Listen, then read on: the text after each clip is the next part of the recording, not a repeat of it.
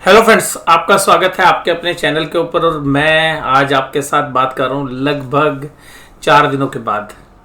4 दिनों का अवकाश जो है मैंने अपने पर्सनल रीज़न से लिया था, लेकिन मैं फिर भी आपको व्यक्तिगत रूप से बता देता हूँ कि एक्चुअली मैं अभी 4 दिन के लिए माता वैष्णो देवी, जो जम्मू एंड कश्मीर रीजन में पड़ता है, यानी कि कटरा जगह है, वहाँ से यात्रा शुरू होती है। तो वहाँ पर मैं गया था अपनी फैमिली के साथ। तो उस वजह से मैं आपके साथ वीडियो शेयर नहीं कर पाया और कल रात को ही मैं वापस लौटा हूँ। तो आज आपके साथ वीडियो शेयर कर रहा हूँ। तो सबसे एक ख़ास बात ये कि यात्रा काफ़ी सुखद रही। पोर्टफोलियो के एंगल से देखें तो हमारे लिए बढ़िया ही था, लेकिन हाँ, ट्रेडिंग के अंदर जो पोजीशंस हैं वो हमारी थोड़ी सी एडवर्स साइड में बनी हुई हैं। और हालांकि जब हम गए थे तो सिचुएशंस जो है बैंक निफ्टी में काफ़ी अच्छी बनी हुई थी हमारी, और बैंक निफ्टी में एक डाउन ट्रेंड स्टार्ट भी हो गया था। और डाउन ट्रेंड था पिछले 10-15 दिनों में। ऑप्शंस के प्रीमियम हालांकि कम थे, लेकिन फिर भी जो है ऑप्शन सेलर्स के लिए ठीक था। और जिस तरीके से हमारी पोजीशंस थी, तो एक क्लियर ट्रेंड जो है इमर्ज हो रहा था कि भाई अब यहाँ पर बाजार कभी भी क्रैक कर जाए नीचे। लेकिन हुआ क्या कि HDFC लिमिटेड और HDFC बैंक के बारे में खबरें थी कि भाई वो मर्जर की जो रिकॉर्ड डेट है वो आ गई है, और वो जून 13 की जो है चर्चा है। हालांकि वो टेंटेटिव है, वो आगे पीछे हो सकती है अभी। तो यहाँ पर HDFC लिमिटेड और HDFC बैंक के मर्जर के बाद HDFC के शेयर्स में एक शॉर्ट कवरिंग देखने के लिए मिली, क्योंकि HDFC बैंक के अंदर और HDFC लिमिटेड में, दोनों में से अगर हम देखें तो HDFC बैंक में काफ़ी शॉर्ट कवरिंग हमें देखने के लिए मिली। और उसकी बदौलत आपने देखा कि पहले फाइनेंशियल निफ्टी और फिर निफ्टी के अंदर दोनों ने असर डाला। तो अल्टीमेटली क्योंकि निफ्टी में HDFC लिमिटेड भी है और HDFC बैंक भी है, फाइनेंशियल निफ्टी में HDFC बैंक भी है, HDFC लिमिटेड भी है, और बैंक निफ्टी में खाली HDFC बैंक है। तो HDFC बैंक की बदौलत बैंक निफ्टी तो अपने रेजिस्टेंस के आसपास बंद हुआ है, और वहीं पर निफ्टी ने एक ब्रेकआउट दे दिया है। तो ये जो ब्रेकआउट है ये फॉल्स निकलता है या ट्रू होता है, इसके लिए भी आपको कल तक का इंतजार करना पड़ेगा। जहाँ तक आज एक दूसरी और खबर हमें प्राप्त हुई है, वो हुई है ICICI सिक्योरिटी और ICICI बैंक में। तो ICICI बैंक जो है ICICI सिक्योरिटीज़ के अंदर अपनी जो होल्डिंग है वो पूरी 100% करने जा रहा है, और एक स्वैप रेशो अनाउंस हो गई है। अब उस स्वैप रेशो के अकॉर्डिंगली अगर हम देखें तो ICICI सिक्योरिटीज़ को जो यानी कि जो शेयर होल्डर्स हैं उनको काफ़ी बेनिफिट होने जा रहा है। तो ICICI सिक्योरिटीज़ और ICICI बैंक के शेयर्स की स्वैप रेशो देखें तो ICICI सिक्योरिटी होल्डर्स के लिए अभी एक आपको तकरीबन 40 से 50 रुपए का स्प्रेड आपको देखने के लिए मिल सकता है। और ICICI सिक्योरिटी के शेयर होल्डर्स को ICICI बैंक के शेयर्स मिलेंगे, तो वो जो डील होगी तो उसमें ICICI सिक्योरिटी के शेयर होल्डर्स को फ़ायदा होने वाला है। या तो ICICI बैंक का शेयर नीचे आ जाएगा या ICICI सिक्योरिटीज़ के शेयर का प्राइस ऊपर चला जाएगा। तो कल इक्विलिब्रियम वहाँ पे देखने के लिए मिलना चाहिए। ICICI सिक्योरिटीज़ के अंदर जब हमने अपनी अल्फा मेंबरशिप स्टार्ट की थी तो शुरू के इनिशियल मंथ्स के अंदर, पहले या दूसरे महीने के अंदर ही हमारी जो कॉल थी वो ICICI सिक्योरिटीज़ थी। उस समय पर 450 रुपये के आसपास का भाव था, उसके बाद 700 रुपये के भाव भी देखने के लिए मिले। अभी 615-16 के आसपास जो ICICI सिक्योरिटी की क्लोजिंग प्राइस है। अभी भी अगर हम देखें तो ICICI सिक्योरिटी का जो शेयर है वो फेवरेबल इसलिए था क्योंकि वो 14-15 के पी पे चल रहा था, 4-5% की डिविडेंड यील्ड देता था। और अगर अब हम यहाँ आफ्टर मर्जर देखें तो ICICI बैंक का शेयर आ जाएगा ICICI सिक्योरिटी के शेयर होल्डर को। तो ICICI सिक्योरिटी की जो शेयर होल्डर्स है उनको एक एडवांटेज मिल रहा है, एक डिसएडवांटेज मिल रहा है। एडवांटेज ये मिल रहा है कि अभी जो गैप है या स्प्रेड है वो ICICI सिक्योरिटीज़ के फेवर में जा रहा है। तो जो स्वैप रेशो के अकॉर्डिंगली जो बेनिफिट आएगा वो ICICI सिक्योरिटी के शेयर होल्डर्स को आ रहा है। दूसरी बात यह कि जो लॉन्ग टर्म इन्वेस्टर्स थे वो ICICI सिक्योरिटी का शेयर छोड़ना नहीं चाह रहे थे, क्योंकि बैंक एफडी का इंटरेस्ट जो होता है उसके आसपास जो है डिविडेंड मिल जाता था पहले तो, क्योंकि अभी हालांकि बैंक एफडी के रेट थोड़े ज़्यादा हो गए हैं। और उसके अलावा शेयर्स में ग्रोथ भी रहती थी। ब्रोकिंग बिजनेस था, हालांकि थोड़ा सा चैलेंजिंग था डिस्काउंटिंग ब्रोकर्स की वजह से, लेकिन फिर भी एक नॉर्मल जो बाजार की पी रेशो था उसके नीचे ट्रेड करता था, ग्रोथ थी बिजनेस में। अब वो आईसीआईसीआई सिक्योरिटीज से अगर आप आईसीआईसीआई बैंक के शेयर्स में जाओगे तो आप एक हाई पी रेशियो वाले बिजनेस में चले जाओगे, यानी कि जहाँ पर पी रेशियो ज़्यादा होगी, तो अल्टीमेटली अर्निंग के सामने शेयर का भाव ज़्यादा होगा। लेकिन कुल मिलाकर ऐसा चांस होता है कि आप इस शेयर से मान लीजिएगा अपने सिक्योरिटीज़ में रहना है, तो सिक्योरिटीज़ में भी आजकल उंगलियाँ उठ रही हैं काफ़ी। तो जैसे भी आईआईएफएल सिक्योरिटीज़ के ऊपर भी जो सेबी ने एक्शंस लिया है, तो उसको देखते हुए तो आईसीआईसीआई सिक्योरिटी वहाँ पर एक अच्छा जो है एक रेपुटेड ब्रांड की तरह का जो काम कर रहा था, तो वहाँ से जो है दूसरे अभी 1-2 सिक्योरिटीज़ और हैं वहाँ पे जो है आईसीआईसीआई सिक्योरिटीज़ से जो शेयर होल्डर्स नहीं मतलब बैंक में नहीं रहना चाहेंगे तो वहाँ पे शिफ्ट कर सकते हैं। तो ये जो तो चर्चा थी जो भी हाल फिलहाल में कुछ न्यूज़ चल रही थी। हालांकि एचडीएफसी बैंक और एचडीएफसी की मर्जर में देखिएगा कुछ चीज़ें आएंगी, क्योंकि एक बहुत बड़ा मर्जर है। ये दोनों निफ्टी की कंपनियां हैं और दोनों निफ्टी की टॉप 10 वेटेज वाली कंपनियां हैं। तो वेटेज जो एचडीएफसी लिमिटेड का स्प्रेड होगा वो बाकी 49 जो कंपनीज है उनमें जाएगा, तो वो सारा बेनिफिट एचडीएफसी बैंक में तो आएगा नहीं। तकरीबन 6% के आसपास का एचडीएफसी लिमिटेड की जो वेटेज है वो ये तो नहीं है कि एचडीएफसी बैंक में 9 + 6 15 हो जाएगा, तो उसके आसपास नहीं होगा। तो अल्टीमेटली एचडीएफसी बैंक का वेटेज हो सकता है कि रिलायंस के वेटेज के आसपास हो जाए, 11-12% के आसपास, या हाईएस्ट वेटेज एचडीएफसी बैंक का हो जाए। तो कुल मिलाकर थोड़ा सा सेल ऑफ इंडेक्स फंड्स या जो ईटीएफ्स हैं वहाँ से आपको देखने के लिए मिल सकता है। दूसरा, म्यूचुअल फंड्स भी सिंगल स्क्रिप्ट्स के अंदर 10% होल्डिंग रख सकते हैं, तो वहाँ से भी जो है पोजीशंस थोड़ी सी स्क्वेयर ऑफ हो सकती हैं म्यूचुअल फंड्स में। लेकिन म्यूचुअल फंड्स के पास अभी देखिएगा 1 महीने का टाइम रहेगा और उसके बाद हो सकता है कि कुछ टाइम एक्सटेंड हो जाए, तो वहाँ पर भी स्कोप, इसके अलावा जो म्यूचुअल फंड्स हैं वो अपनी दूसरी स्क्रीन में भी शिफ्ट कर सकते हैं। ये सारी चर्चा मैं आपके साथ पहले भी कर चुका हूँ। तो अभी मुझे लगता है कि एचडीएफसी बैंक का शेयर्स वोलेटाइल रह सकता है, क्योंकि जब भी न्यूज़ फ्लैश हुई थी आज से 1.5 साल पहले, तब भी शेयर्स काफ़ी वोलेटाइल हुआ था, ऊपर से काफ़ी फिर नीचे से तेज़ी से गया। तो अभी हमें लगता है कि एचडीएफसी बैंक और एचडीएफसी लिमिटेड का शेयर पहला और बैंक निफ्टी के जो बाकी स्टॉक्स हैं वो ही डिसाइड करेंगे कि निफ्टी का ब्रेकआउट हुआ या नहीं हुआ। तो कल जो है एक बहुत ही क्रूशियल डे है जहां पर ये देखना पड़ेगा कि भाई बैंक निफ्टी के स्टॉक्स किस तरीके से परफॉर्म करते हैं। इसके अलावा अदानी ग्रुप्स के अंदर ब्लॉक डील्स थी कुछ, और जिसकी वजह से आज 12,000 करोड़ से ऊपर की जो है एफआईज की बाइंग देखने के लिए मिली। हालांकि एडवांस डिक्लाइन रेशो अभी भी आपको यही बताती है कि भाई शेयर्स शाम को तेज़ी के साथ खुलते हैं, लेकिन शाम होते होते वो तेज़ी वाले शेयर्स सुहा हो जाते हैं और मंदी वाले बढ़ते हैं। टेक्निकली अगर हम देखें तो ये चीज़ें एक डिस्ट्रीब्यूशन का संकेत दे रही है, और स्मॉल कैप और मिड कैप इंडेक्स में भी जो एक मोमेंटम था वो थोड़ा सा फीका पड़ता हुआ जा रहा है। और पिछले 10-12 दिनों में हम जैसे देख रहे थे कि बैंक निफ्टी स्टॉक्स में धीरे धीरे करके ऊपर से एक डिस्ट्रीब्यूशन हो रहा था, तो ये भी हो सकता है कि जो डिस्ट्रीब्यूशन हुआ था, जो शॉर्ट पोजीशन थी, वो लगभग एक्सपायरी के 2 दिन पहले वो जो शॉर्ट्स बिल्डअप हुए थे, जो स्पेकुलेटिव मूव थे, वो शॉर्ट कवरिंग में चले गए और फिर दोबारा से ऊपरी लेवल पर सेलिंग के आसार जो है बनते हैं। और एक गोल्डन रूल है कि भाई अगर आपको वैल्यूएशंस महंगी मिले तो आपको बेच के जाना चाहिए। अगर वारेन बफेट को भी सुने तो जब सब लोग बहुत ज़्यादा ऑप्टिमिस्टिक हो, सब ज़्यादा मतलब ग्रीड में हो, वो सब बेचने का होता है। जब सब लोग मतलब लालच छोड़ के डर के माहौल में आ जाएं तो वो खरीदने का होता है। तो अल्टीमेटली हम भी यही कर रहे हैं कि अपने पोर्टफोलियो जो स्टॉक्स हैं इवन उनमें भी हम यही कोशिश करते हैं, क्योंकि इंडिया की मार्केट देखिएगा इन्वेस्टिंग मार्केट से ज़्यादा ना ट्रेडिंग मार्केट आज की डेट में। अगर आप पूरे बाजार के जो शेयर्स निकाल दोगे ना, उन शेयर्स में से आप केवल 5 से 10% शेयर्स की आपको मिलेंगे जो इन्वेस्टिंग शेयर्स हैं। मोस्ट ऑफ द स्टॉक्स जो है वो ट्रेडिंग स्टॉक्स हैं। और जबकि आपको ऐसा बताया जाएगा कि भाई इंडिया के अंदर इन्वेस्टिंग अपॉर्चुनिटी ज़्यादा है। अगर आप देखेंगे मारुति के शेयर्स में क्या रिटर्न्स है, आप पिछले साल के रिटर्न्स बताइएगा। इंडिया की दिग्गज मतलब ऑटोमेकर है, 4 व्हीलर्स में लीडरशिप है। आप हीरो होंडा के अंदर बताइए क्या रिटर्न्स आई हैं। बाकी जो मतलब लैगार्ड था महिंद्रा एंड महिंद्रा, उसने अच्छा परफॉर्म कर दिया। तो बहुत सारे ऐसे शेयर्स हैं जहाँ पर आप देखेंगे कि रिटर्न्स आई नहीं है, बट हुआ क्या है कि इंडेक्स में कुछ शेयर्स चल जाते हैं, कुछ नीचे आ जाते हैं। तो हमें ये लग रहा है कि जहाँ पर जो बीट एंड डाउन सेक्टर है, जहाँ पर लोगों को बहुत ज़्यादा डर लग रहा है, वहाँ पर अपॉर्चुनिटीज़ होगी। जहाँ पर लोग भयभीत हैं वो है आईटी सेक्टर।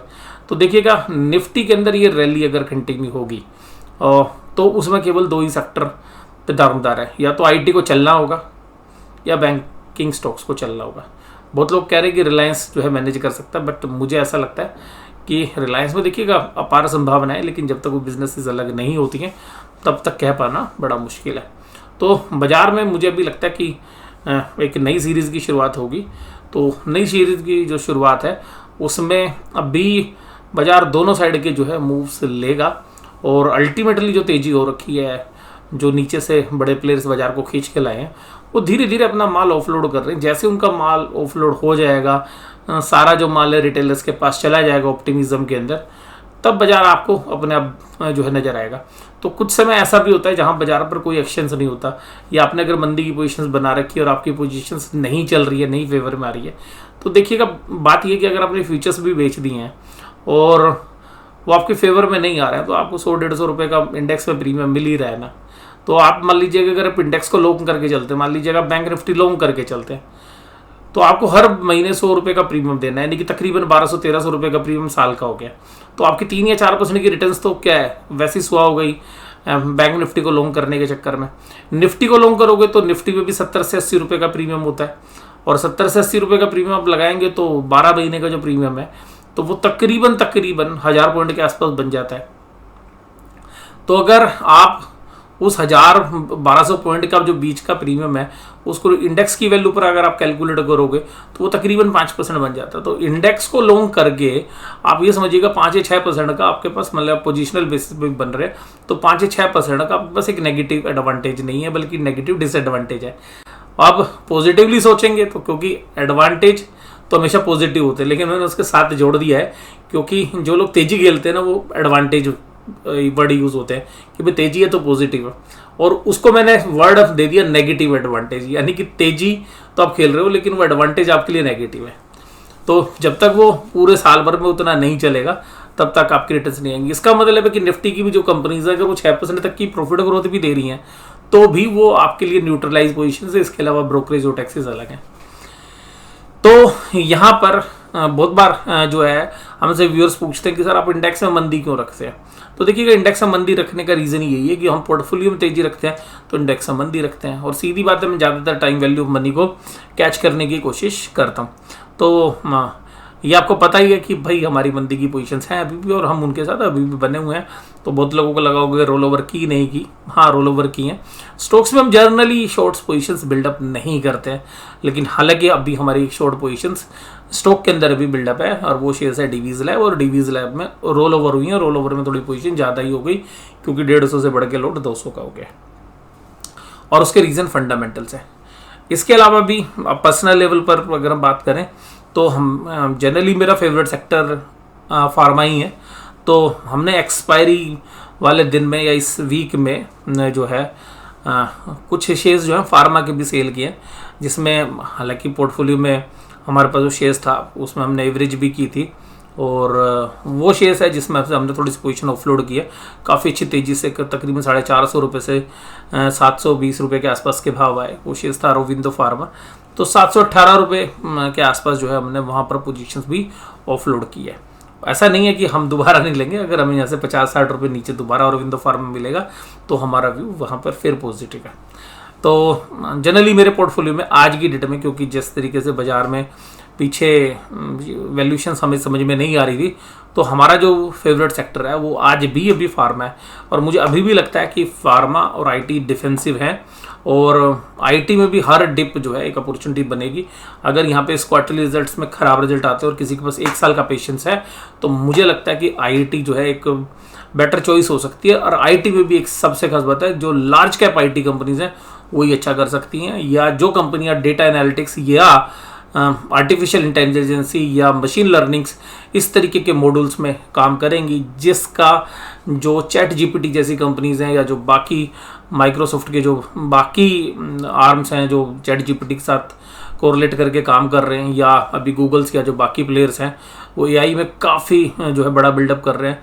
अगर वहाँ से कुछ मतलब उनके लिए पॉजिटिव आता है और इंडियन आईटी कंपनीज के लिए कुछ नेगेटिव आता है, तो उसके बावजूद भी इंडिया के अंदर जो ऐसी कंपनीज हैं जो इन तरीके के मॉड्यूल्स पे काम कर रही हैं, जिसमें एआई है, मशीन लर्निंग्स हैं, या आप देखेंगे कि डेटा साइंस है, डेटा साइंस की कंपनीज हो सकता है कि थोड़ा प्रभावित हो, तो फिर भी हमें लगता है कि इस तरीके की कंपनीज में चैलेंजेस नहीं है। छोटी आईटी कंपनीज से आपने दूर रहना है, क्योंकि छोटी आईटी कंपनीज के अंदर सबसे खास बात क्या है कि कोई भी ऐसा मॉड्यूल, क्योंकि आईटी में बहुत तेज़ी से चेंज आते हैं, और छोटी आईटी कंपनीज में ये भी हो सकता है कि जो कोई बड़ी कंपनी किसी ऐसे मॉड्यूल के साथ आ जाए कि जो आप जिस काम को कर रहे हो वो ऑब्सलीट हो जाए। तो बड़ी कंपनी में क्या है कि बड़ी कंपनी 150, 200, 250 मॉड्यूल्स पे काम कर रही है, 5-7 मॉड्यूल्स खराब भी हो गए तो क्या होगा, बाकी संभाल लेंगे। लेकिन छोटी आईटी कंपनीज वो काम ही 5 पे कर रही है, 6 पे कर रही है, उसमें से 4 खराब हो गए तो कंपनी की प्रॉफिटेबिलिटी पे इम्पैक्ट पड़ता है। तो ये तो थी बात आईटी कंपनी से रिलेटेड। तो अगर जो मेरा व्यू है वो मैं आपके साथ रख रहा हूँ। और फार्मा के अंदर अभी भी मुझे लगता है कि बहुत पोटेंशियल है, काफ़ी पीछे बीटन डाउन भी रहा। और यहाँ पर क्योंकि जो बायोसिमिलर प्रोडक्ट्स हैं वो एक बड़ी अपॉर्चुनिटीज़ दे रहे हैं, जिसकी वजह से अरविंदो फार्मा में भी आपने तेज़ी देखी।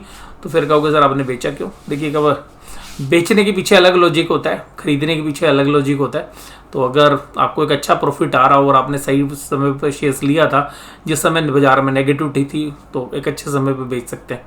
और देखिएगा सिमिलर राय हमने डॉक्टर रेड्डीज में भी दी थी। जब रिजल्ट आया था सब कह रहे थे खराब है, मैंने कहा था कि डॉक्टर रेड्डीज अभी भी देखिएगा 5107 रुपये का भाव है, और डॉक्टर रेड्डीज अगर अभी भी 4546 रुपये मिलेगा तो हमें लगता है कि वहाँ पर भी एक अच्छी अपॉर्चुनिटीज़ है। केवल एजुकेशनल पर्पजेज़ के साथ जो है सारी चीज़ें आपके साथ शेयर कर रहा हूँ। इसके साथ HDFC लाइफ, टेक महिंद्रा, हीरो मोटोकॉर्प जैसे शेयर्स कमज़ोर थे। निफ्टी बैंक में कुछ नहीं था, बस ये एक तो मंगलवार का जो कैंडल थी, जो फाइनेंशियल निफ्टी की जो एक्सपायरी थी, उसके बाद HDFC और HDFC बैंक की मर्जर की खबरें थी, वो यहाँ पे रोल प्ले करते हुए नजर आई, क्योंकि शॉर्ट्स पोजीशंस थी HDFC बैंक में भी। और HDFC बैंक देखिए 1600 रुपये के नीचे 1580 के आसपास जब गया था, तो मैंने कहा था कि बैंक निफ्टी में बाकी सारे शेयर्स में तो बात अलग है, लेकिन ये 1580 अगर तोड़ गया तो बहुत मंदी हो जाएगी। 1580 की अच्छी सपोर्ट है, वहाँ से HDFC बैंक ने अच्छा पिकअप लिया है। और अब हमें लगता है कि जो पिकअप था वो शायद अब जो है हो चुका है। वो पिछले महीने की एक्सपायरी में जो HDFC बैंक के अंदर मंदी बनी हुई थी, उसी की वजह से वो मंदी को जो है कटवाया गया, और बड़े प्लेयर्स ने देखिएगा अपना जो माल है वो जो मंदी वाले थे उनसे अपने प्रॉफिट में कन्वर्ट करा लिया है। तो अब जो है मुझे लगता है कि जो इस महीने की शुरुआत भी होगी एक्सपायरी की, ये लो वॉल्यूम्स के साथ होगी। लो वॉल्यूम्स क्या, क्योंकि एक रिजल्ट वाला मंथ जो है आपको एक्सपायरी में देखने के लिए मिलेगा। तो अगले 1-1.5 महीने आप जो है रिजल्ट का इंतजार करते रहेंगे बखूबी से, और रिजल्ट आते भी रहेंगे, उन पे भी हम एक चर्चा करते रहेंगे आपके साथ regularly. HDFC bank, SBI, axis, IndusInd, IDFC first bank सब तेजी में थे। अगर आप इनके इंडिविजुअल चार्ट्स को देखें तो देखिए IDFC फर्स्ट बैंक 82 के आसपास गया, डिस्ट्रीब्यूशन हुआ। इंडसइंड बैंक अभी भी तेज है, फंडामेंटली भी टेक्निकली भी थोड़ी सी इंप्रूवमेंट्स हुई है इसमें। एक्सिस बैंक अगर आप देखेंगे तो ऊपरी लोड पे वहाँ पे भी सेलिंग हुई थी। SBI ने एक अच्छा पिकअप लिया था एक्सपायरी वाले दिन, लेकिन फिर वो ज़्यादा कुछ कर नहीं पाया। लेकिन HDFC बैंक ने संभाल रखा था पूरा, तो जो आपने तेजी देखी वो HDFC बैंक पे थी। इवन कोटक महिंद्रा बैंक देखिएगा, यहाँ पर हमें थोड़ी सी डिफरेंट व्यू बन रहा है कि अगर HDFC बैंक के बाद अगर अब कोटक महिंद्रा बैंक में मंदी बनती है और ये शेयर 1700 की लाइन में जाता है, तो 1780 1760 के बीच में इसमें भी एक सिमिलर अपॉर्चुनिटीज़ बनेगी जैसे HDFC बैंक में 1600 रुपये के नीचे जाने पे बनी थी। बंधन बैंक मुझे लगता है कि इसका बुरा समय जो है 2-3-4 महीने की, 1 या 2 क्वार्टर के बाद शायद ख़त्म हो जाए, और इस समय वैल्यू पिकिंग 200 रुपये के आसपास बनती हुई नज़र आनी चाहिए। PNB, बैंक ऑफ बड़ौदा और फेडरल बैंक ये भी सब कमज़ोर थे। IDFC first bank, IndusInd bank, HDFC bank, SBI, axis bank, ICICI bank ये सब तेजी में। बाकी संबंधी में FIIs ने 12,350 करोड़ की बाइंग की। देखिए इसमें कुछ ब्लॉक डी भी है अदानी ग्रुप्स की, अगर उसको भी हटा दें तो देखिएगा यहाँ पर इन्होंने मंदी वालों को ट्रैप करके कैश में माल खरीद गए, अपनी पोजीशन कर दी। DIs ने माल बेच दिया, 2 दिनों में DIs ने 3000 करोड़ का माल बेचा है। उसके बाद FIs ने इंडेक्स फ्यूचर्स भी बेचे, 3464 करोड़ की ऑप्शंस भी बेची, और पूरे महीने में इन्होंने 21000 करोड़ की ऑप्शंस एक्स्ट्रा बेच के चले गए। यानी कि यहाँ पर इन्होंने ऑप्शंस में अच्छा पैसा कमाया हुआ है ऐसा लगता है। इसके बाद अगर हम स्टॉक फ्यूचर्स की बात करें तो 1667 करोड़ के स्टॉक फ्यूचर्स जो है मंदी करके गए। ये भी हो सकता है कि पिछली एक्सपायरी जो थी वो उस एक्सपायरी के रोल ओवर्स भी हो सकते हैं। पुट कॉल रेशियो 1.375 जो थोड़ी सी ओवरबोट पोजीशंस की तरफ इशारा कर रही है। निफ्टी में बैंक निफ्टी न्यूट्रल है। पोर्टफोलियो शो डाउ जोन्स अच्छी तेजी कर रहा है। यहाँ पर अभी उनके जीडीपी के डेटा आए हैं और वो जीडीपी के डेटा रिवाइज किए गए हैं। 2% की जीडीपी है जो कि 1.4 एंटिसिपेट की जा रही थी। तो डाउ जोन्स इंडस्ट्रियल एवरेज में इसलिए तेजी देखने के लिए मिल रही है, जिससे ये संकेत मिल रहे हैं कि भाई जो फेडरल रिजर्व है वो दोबारा से रेट ऑफ इंटरेस्ट बढ़ाएगा। और रीजन सिंपल है कि भाई जब रेट ऑफ इंटरेस्ट बढ़ेंगे तो नेस्डेक मंदी में काम कर रहा है, जबकि डाउ जोन्स और S&P 500 पॉजिटिवली काम कर रहे हैं। ब्रेंट क्रूड $73 पर आ गया है और निफ्टी और बैंक निफ्टी के ऑप्शंस में भी कुछ ज़्यादा है नहीं। तो आज की इस वीडियो के अंदर बस मैं केवल इतनी ही चर्चा करना चाहूँगा आपके साथ। आपको एनालिसिस कैसा लगा जरूर से जरूर मुझे कमेंट बॉक्स में बताइएगा। वीडियो देखने के लिए धन्यवाद। Thank you very much.